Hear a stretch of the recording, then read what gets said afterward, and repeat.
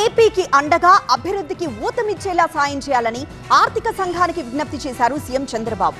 10 నెలలుగా తీసుకున్న చర్యలు, అమలు చేసిన విధానాలను వివరించారు. అలాగే రాజధాని విషయంలో ప్రభుత్వ ఆలోచనల్ని వివరిస్తూ వీడియో ప్రదర్శించారు.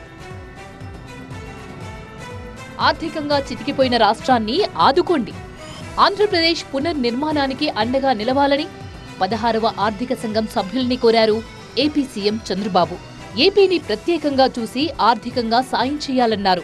స్వర్ణాంధ్ర 2047 ప్రణాళికకు భరోసానివ్వాలని కోరారు. రాష్ట్ర ఆర్థిక స్థితి, రెవెన్యూ లోటు, కొత్త పాలసీలు, అభివృద్ధిపై ఆర్థిక సంఘం సభ్యులకు చంద్రబాబు పవర్ పాయింట్ ప్రెజెంటేషన్ ద్వారా వివరించారు. రాజధాని విషయంలో రాష్ట్ర ప్రభుత్వ ఆలోచనలను వీడియో ద్వారా ప్రదర్శించి ఆర్థిక సంఘం బృందానికి వివరించారు సీఎం. రాష్ట్ర ప్రభుత్వ లక్ష్యాలు, మౌలిక సదుపాయాల ప్రాజెక్టులు, పెట్టుబడులకు ఉన్న అనుకూలతలు, రాష్ట్ర ప్రభుత్వ ఏ రాజు, ఎవరా అమ్మాయి? ఇది మ్యారేజ్ ఇన్విటేషన్ కాదు, నేను కొత్త బిజినెస్ స్టార్ట్ చేస్తున్నాను. కానీ ఎలా? బాస్ వాలా బీ ద బాస్ పాలసీలు వివరించారు. అలాగే అమరావతి నిర్మాణం, పోలవరం ప్రాజెక్ట్, పోలవరం బనకచెర్ల అనుసంధాన ప్రాజెక్ట్ లాంటి అంశాలపై ఎగ్జిబిషన్ ఏర్పాటు చేశారు. వేర్వేరు అంశాలపై ఆర్థిక సంఘం తమ అభిప్రాయాలు వివరించింది. రాష్ట్ర ప్రభుత్వం తీసుకొచ్చిన వాట్సాప్ గవర్నెన్స్ పై చైర్మన్ తో పాటు కమిషన్ సభ్యులు ప్రశంసలు కురిపించారు.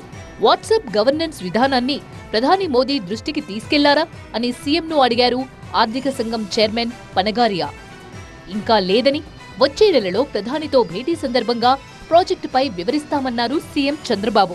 ప్రభుత్వ సేవలకు కార్యాలయాలకు వెళ్లే అవసరం లేకుండా ప్రతి ఒక్కరూ వాట్సాప్ ద్వారా సేవలు పొందే పరిస్థితి తీసుకొస్తున్నామన్నారు చంద్రబాబు. రానున్న రోజుల్లో 1000 సేవలు అందిస్తామన్నారు. ముఖ్యమంత్రి స్వయంగా ఆర్థిక అంశాలపై ప్రెజెంటేషన్ ఇవ్వడం తమను ఆశ్చర్యపరిచిందన్నారు పనగారియా. అంతకుముందు సీఎంతో అరవింద్ పనగారియా నేతృత్వంలో 16వ ఆర్థిక సంఘం సభ్యులు భేటీ అయ్యారు. సచివాలయం మొదటి బ్లాక్ దగ్గర ఆర్థిక సంఘం సభ్యులకు సీఎం, మంత్రులు స్వాగతం పలికారు. దాదాపు 3 గంటల పాటు సాగిన సమావేశంలో డిప్యూటీ సీఎం పవన్ కళ్యాణ్, పలువురు మంత్రులు, సీఎస్ విజయానంద్ పాల్గొన్నారు. 3 రోజుల పర్యటనలో భాగంగా గురువారం తిరుపతిలో స్థానిక ప్రజాప్రతినిధులు, వ్యాపారులతో భేటీ అవుతారు 16వ ఆర్థిక సంఘం సభ్యులు.